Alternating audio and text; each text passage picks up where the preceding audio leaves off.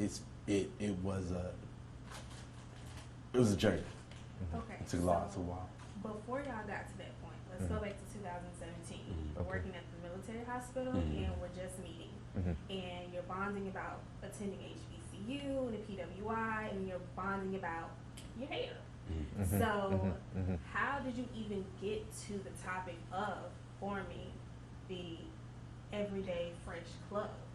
Dang. Can I go? Let me go. Yeah. So, first, it's very rare because I had come from a retail space. I was like a compounding pharmacist, and then I stepped into more of like a hospital, a blended hospital role. It's very rare first to find another black male pharmacist at all, and then to work with them every day. Generally, pharmacists in retail spaces are isolated. You have one person, 12 hours, alternating with a partner, and that's it. You don't work with anybody, you don't talk to anybody. If you need to ask the pharmacist a question, you call somebody at a different store. So I was coming from kind of that more isolated, less collaborative pharmacist model into a healthcare model where, you know, collaboration is necessary between pharmacists, not only based on volume. It's because my responsibilities as a pharmacist just increased once I was at the hospital. I met him there, and again, it's a rarity. We're both from Jacksonville. We both have some ties to FAMU. Most of my family went to FAMU. And we just kind of hit it off. He had a beard, a little more than goatee at the time. I always have had kind of like a big beard, and I had been rocking that, and I had just been getting into a hair care journey, and I needed something for my beard that would help me out. We had talked about certain products. Yeah, we was before. exchanging stuff, and like even then, because yeah, I mean, I was using everything. I was using my girl stuff, buying stuff. Like, you know, he was using stuff, and we would like exchange, talk about it. What works, what doesn't work, what works for me, what works for him. And then because I had also I was growing out my hair, the hair on my head. So like the DIY industry is like ingrained with the natural hair care industry. A lot of times if you're gonna have unprocessed hair, you have to be able to do the work. So I was also getting my feet wet in that field, and I thought like, oh, maybe I could bring that to beard care. So I went on the internet, I looked up some like DIY kind of recipes for hair moisture to prevent breakage if you have skin inflammation. I turned it into a 2-year Google document. What works for you, what works for me? And then I was like, oh, well, let me try this on myself, and if it works for me, then I'll go and maybe men with beards like him, I'll be like, hey, I work for this, I know you're into some products so you can carry yourself. Try this out, tell me what you think. So it was I think it was 4 or 5 different things real quick where I was like, oh, I did this one, I did this, I did this. It works for me, but it's too greasy, what do you think? It does X, Y, Z here. I'm kind of dealing with some folliculitis from this one because it's making my hair follicle a little too thick because some things get absorbed and then they dilate things. I have a very sensitive skin, so that back and forth began until we got to a point where we had something that was pretty cool. And then we started wearing it. People was acting like they would stop it. It wasn't for retail. What were we using? It wasn't for retail. Doing it? This was not for retail. I was getting stopped by men asking me, what do you put on your beard? I was like, oh, I make it. And they're like, can I have some? I was like, what? It's like, okay, I'll bring you a little sample. Then they asked me for another sample. You know, I was like, oh, okay. Yeah. There's when we something took here. it serious, like when we started taking it serious, like I wasn't even thinking about anything like this. I was listening to a lot of Master P at the time, and like I was just trying to like make an extra $2,000 a month, and I was gonna sell it out to Trump, man, and like, you know, take it to the barbershops and stuff, and just try to move it locally and do it like this. But then I ended up getting a ticket to that startup weekend, and pitching, but because this is something that's been just an idea between me and him for years, and you know, we started making little products for us to use, but I got a ticket to this thing, and I was like, man, what's the pitch? It was like, well, this XYZ is in the pitch. I was like, okay, bet. And I went up there, I pitched, and we got chose. And we spent a whole 3 days, you know, building the mock model, doing the market research, really kind of like, and that's when I realized that, wow, this isn't just a product or something that was filling a need for us. This fills a need for a lot of people. Yeah. And there is a really large market out there and people that aren't being addressed, and that's us. You'll see the pictures, you'll see ads with us in it, but these products aren't made for us. And it's not made, you know, with those things in mind, as far as, you know, hair texture, skin, you know,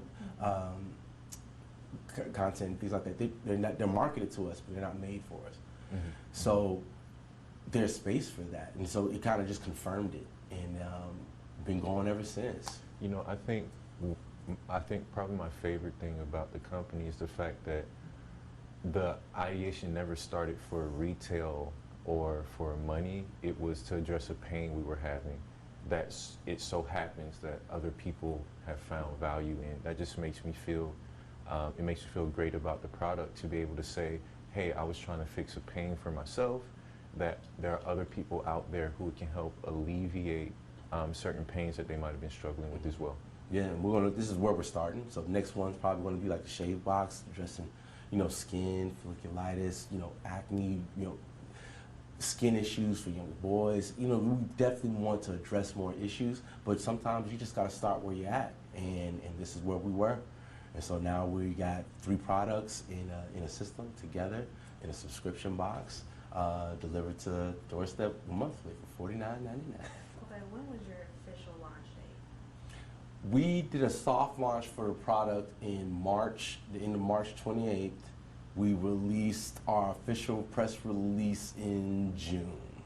So March 28th of this year was the soft release? Yeah, that was the soft product release. Because we've been waiting on our website to finish and going back and forth. We had to get a digital storefront. Yeah, right. We've been working on that for a year, our labeling and stuff for like a year and a half. So we was just sitting on all this shea butter, and it got to a point where it's like, okay, like we're going to have to get the revenue, or it's going to be done before it's even started. Yeah. So we had to get out and hit it. So let's take what we got, let's get these labels, let's put it out here. And so we did. I'm so grateful that we did, because we was immediately able to start taking that feedback from the consumer. Yeah, oh man, the meringue over time, they wanted it in a jar because it can get a little stiff to get out of the jar over a month, especially if you let it go out of the original form, because it has no preservative in it. So if you heat it up and it super cools, it'll get a little hard. So we changed the packaging from the squeeze tube to a jar. And it sounds really simple, but then you have to get new packaging, you have to get new labeling, and then you have to get that source different. So it could take months just to make that small little change, but it's done. Yeah, you know, even small things like that, continuous quality improvement. We're always looking to pivot on customer feedback, just to integrate to make sure that we're covering our bases, because we're here to serve as healthcare professionals, as pharmacists. I think even in collaborative teams, we make sure that we're here to serve the patient. So we're here to serve our users in a manner that can holistically support them. And that, you know, that comes from, that's how we work. When I work in collaborative models with doctors and nurses, and it's always about serving the patient and administering and uncovering value for them. Yeah, so we're just starting, and so that's why the biggest part is our feedback, the survey, because we want to add additional products. We want to add scents. So instead of shooting in the dark, let's ask our customers exactly what are the scents you want, what are the things you need, what are the things that are you looking for, what kind of tools do you need. Like these are the things that are in our survey, so we can understand exactly what it is that you need, and look to provide that. So as we move forward and as we grow and expand, I'm just really excited about providing for more people and figuring out exactly what it is that they need. See where it goes. So what exactly, as arbitrary as this may sound, does everyday fresh mean? Like, what is the definition of that for the male who goes and buys your products? Okay, you and you? Man, for me, when I think of Everyday Fresh Club, when we was thinking about the thing, because we was actually an inpatient. We was in the IV room when we drew the logo on a scratch piece of paper, thought of the name, and one of the reasons why I think of it, I have to change clothes so many times throughout the day. I have to go so many different places. Like say if I went to the gym, that's a costume change. Then I went to work, that's a change. Then I went to meetings, that's a change. Depends on what I wore that day. Sometimes I wear scrubs and sneakers. Sometimes I want to be jiggy fly and I put on a bow tie. Who knows? You know, so I change clothes a lot. So in each one of those times, I have to reapply. I have to refresh it. Like each time, I have to kind of go back to baseline. So I'm always refreshing. And I'm doing it every day. And especially when you're a certain type of guy, and I think a lot of our friends kind of fall in the category too, of brothers that just care. So, you know, there's no slouch days for me. So if I'll look cool if I'm going to Publix, you know, like I'm stepping out the house a certain way no matter what. Whether I'm dressed up, dressed down, I'm always presentable, I'm always fresh. And so that's what it means to me. I think for me, it's a feeling of, you know, this freshness every day. It's really not something that you have to go and pursue.